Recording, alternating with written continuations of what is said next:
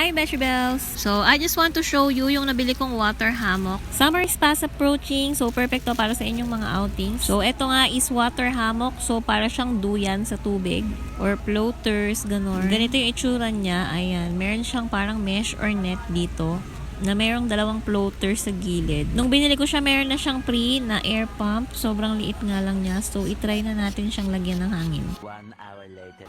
So, ayun nga, at kahit anong pump ko, parang hindi naman nagkakahangin yung floaters. Kaya naisip ko, hihipan ko na lang to. Baka mas mabilis pa kung bibig ko yung gagamitin ko.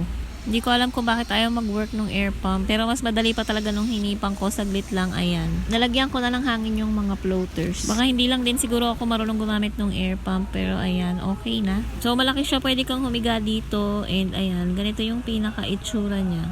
Meron siyang mesh and may dalawang floater sa gilid. Maraming ways ng paggamit dyan. Ayan, pwede kang dumapa-dapa dyan. Pwede kang umupo na para kang nasa duyan like this.